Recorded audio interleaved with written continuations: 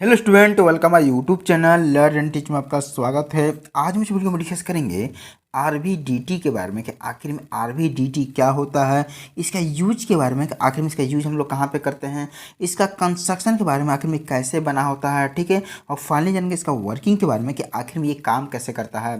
Student अगर channel में नए आए हुए हैं तो जरूर चैनल को सब्सक्राइब करते हुए जाइए और अपने दोस्तों के साथ जरूर वीडियो शेयर कीजिएगा अगर ये पूरी टॉपिक समझ जाते हैं तो चलिए स्टूडेंट, सबसे पहले समझते हैं कि आखिर में आरवीडीटी क्या होता है। सबसे मैंने यहाँ पे एक्सप्लेन करके बताइए और साथ में इसकी डिफिनेशन भी लिख के बताइए।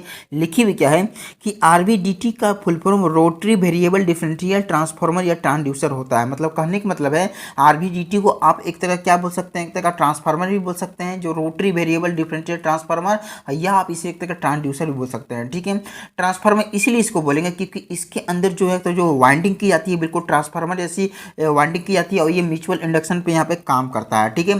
अब क्या होती है, इसको हम ट्रांसड्यूसर इसीलिए बोलेंगे क्योंकि ट्रांसड्यूसर जैसा ही वर्क करती है। ट्रांसड्यूसर जैसे डिवाइस होती है, एक एनर्जी को कन्वर्ट करके दूसरी एनर्जी में कन्वर्ट कर देती है और उसको यहाँ पे हमको एक तरह का इलेक्ट्रिकल सिग्नल के रूप में बताती है ट्रांसड्यूसर। उसी तरह आरवीडीटी भी वर्क करती है, ठीक है। यहाँ नीचे के लाइन में लिखी हुई क्या है, यह एक इलेक्ट्रोमैकेनिकल ट्रांसड्यूसर डिवाइस होता है। यह एंगुलर डिस्प्लेसमेंट को मेजर करने का काम करता है और उसे इलेक्ट्रिकल सिग्नल में कन्वर्ट करके बताता है। मतलब कहने का मतलब है जो आरवीडीटी होता है एक तरह का इलेक्ट्रोमैकेनिकल ट्रांसड्यूसर डिवाइस आप इसे बोल सकते हैं। और यहाँ इसका मेन पर्पस क्या होती है काम करने के लिए, यहाँ पे एंगुलर डिस्प्लेसमेंट को यहाँ तक मेजरमेंट करता है और उसको एक तरह का इलेक्ट्रिकल सिग्नल में कन्वर्ट करके हमें बताता है, ठीक है। एंगुलर डिस्प्लेसमेंट कहने का मतलब है एक तरह का कोणीय विस्थापन। कोणीय विस्थापन में कहने का मतलब है एंगल, मतलब एंगल को ये एंगल को मेजरमेंट करने का काम करता है काफ़ी एक्यूरेसी के साथ, ठीक है, और काफ़ी प्रिसीजन के साथ, ठीक है। ये एक तरह का जो ट्रांसड्यूसर डिवाइस आप इसे बोल सकते हैं, ठीक है। और इसे एक तरह का मेजरमेंट करने के बाद ये एंगल को एक तरह का इलेक्ट्रिकल सिग्नल में कन्वर्ट करके हमें बताता है कि आखिर में कितनी डिग्री तक वो कोई भी अगर मान लीजिए किसी चीज़ का इंस्टॉलेशन कर रहे हैं तो आगे कितनी डिग्री तक वहाँ पे मुड़ी हुई है, कितनी डिग्री तक ये झुकी हुई है, तो ये चीज़ को मेजरमेंट करके ये आरवीडीटी जो हमारा एक तरह का जो ट्रांसड्यूसर डिवाइस होता है ये हमें बताता है, ठीक है। अगर इसका यूजेज की अगर बात करते हैं कि आखिर में आरवीडीटी का यूज कहाँ पे करते हैं, देख सकते हैं लिखी हुई क्या है कि टरबाइन ऑपरेशन में, एयरक्राफ्ट में, इंस्टॉलेशन में, तो ये सब जगह पे किया जाता है, ठीक है। मतलब जो टरबाइन को ऑपरेशन जब करते हैं उसको मान लीजिए उसकी कोई भी यहाँ पे ब्लेड को लगा रहे हैं तो कितनी डिग्री में कितनी एंगल के साथ मुड़नी होनी चाहिए, कितनी एंगल के साथ झुकी होनी चाहिए, तो वहाँ पे आरवीडीटी को वहाँ पे यूज किया जाता है, बहुत एक्यूरेसी के साथ मेजरमेंट करता है, ठीक है। या फिर रडार सिस्टम में भी इसका उपयोग किया जाता है, ठीक है।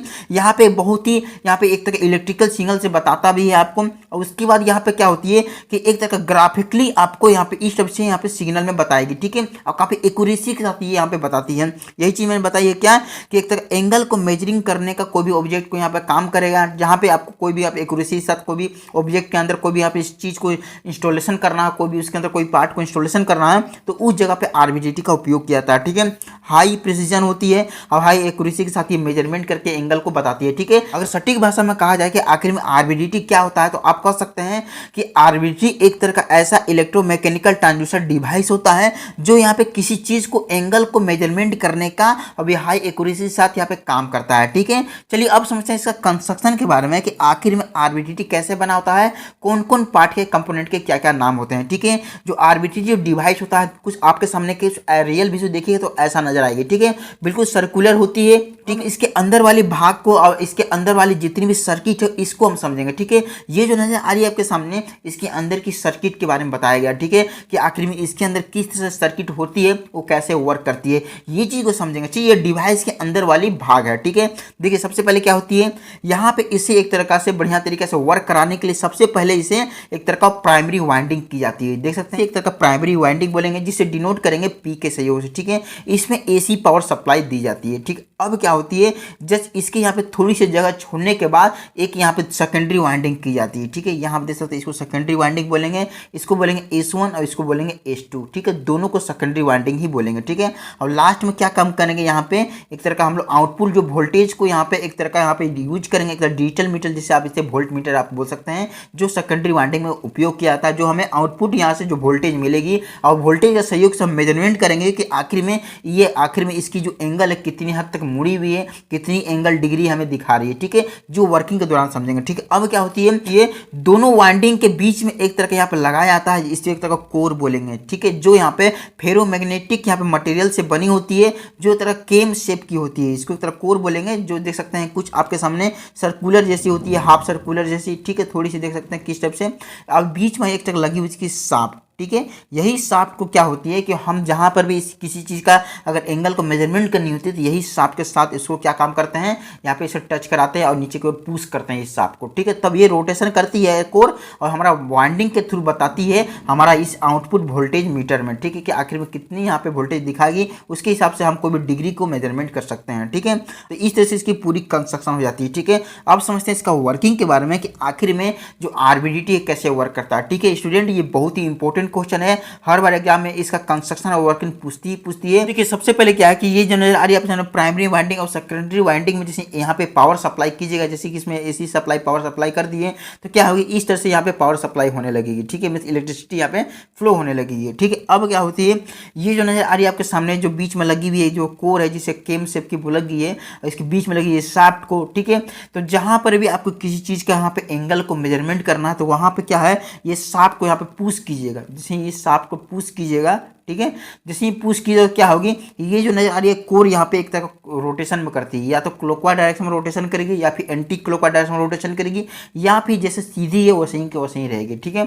जैसे ही मान लीजिए कि इसकी शाफ्ट को यहाँ पर टच कीजिएगा तो ये मान लीजिए सीधी की सीधी रह गई, तो पहला केस बनती है क्या कि नल पोजीशन पे आपकी ये जो नजर आ रही है कोर रहेगी, ठीक है, नल पोजीशन पर रहेगी और आपको जो आउटपुट जो ईएमएफ मिलेगी हमारा आउटपुट वोल्टेज के सही से, ठीक है, यहाँ पे क्या देखने को मिलेगी, ये output equal to E1 minus E2 equal to 0 देखने को मिलेगी, मतलब ES1 और ES2 यहाँ पे इक्वल होगी, तो यहाँ पे आपको 0 मिली वोल्ट आपको देखने को मिलेगी, ठीक है। मतलब आपका जो यहाँ पे जहाँ भी किसी चीज को आप इंस्टॉल कर रहे हैं वहां भी सही डायरेक्शन में इंस्टॉल हो रही है, वहां पे कोई भी आपको कोई भी डिग्री में मुड़ी हुई नहीं है वो ऑब्जेक्ट, ठीक है। वहाँ पे सही, यहाँ पे इसकी सरफेस सही है, मान लो कोई सरफेस को मेजरमेंट करे उस सरफेस को एंगल को, तो वहाँ सही डायरेक्शन में वो एक तरह का क्या होगी, वो मेजरमेंट हो रही है, मतलब वो सही है, ठीक है।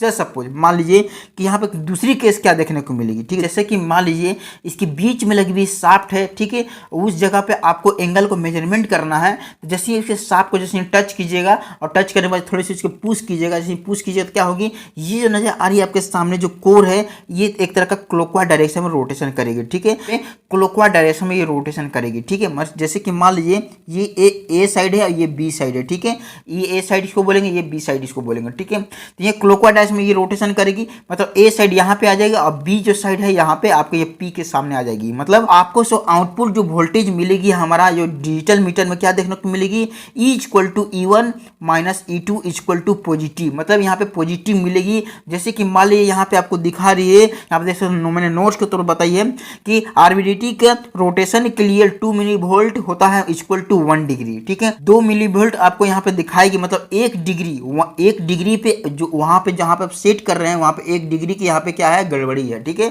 वहां पे 1 डिग्री आपको वापस यहाँ पे पॉजिटिव में घुमाना होगा, मतलब उसे एक तरह का आपको क्लॉकवाइज डायरेक्शन में इसे रोटेशन कराना होगा, ठीक है। अगर 4 मिली वोल्ट दिखाएगी तो आपको कितनी डिग्री मोड़नी होगी, वहां पे 2 डिग्री यहाँ पे मोड़नी होगी, ठीक है। तो इसी तरह से ये हाईएस्ट हमारा आरबीडीटी यहाँ पे 40 डिग्री तक यहाँ पे एक तरह का मोड़ सकती है, मतलब यहाँ पे हाईएस्ट आपको कितने दिखाएगी, आपको यहाँ 80 मिली वोल्ट दिखाएगी, ठीक है। तीसरी केस में क्या देखने को मिलेगी, जैसे कि ये शाफ्ट है, इसके शाफ्ट को यहाँ पे जैसे ये पुश कीजिएगा, जैसे ये पुश कीजिएगा तो यहाँ पे ये जो नजर आ रही है ये एक तरह का एंटी क्लॉकवाइज डायरेक्शन में रोटेशन करेगी, ठीक है, एंटी क्लॉकवाइज डायरेक्शन में रोटेशन करेगी।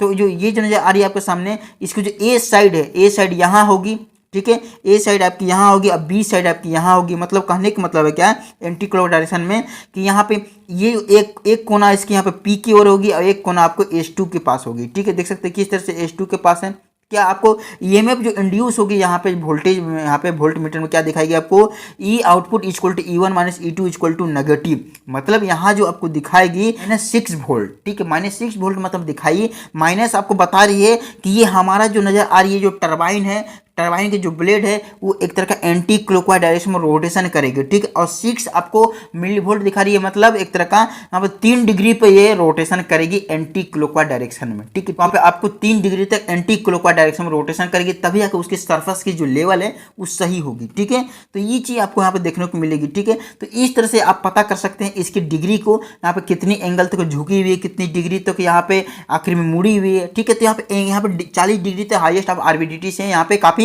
एक्यूरेसी और प्रिसीजन के साथ मेजरमेंट कर सकते हैं, ठीक है। और मुझे आशा है कि आपको आरबीडीटी के बारे में बढ़िया तरीके से समझ में आ चुका होगा। वीडियो देखने के लिए थैंक यू।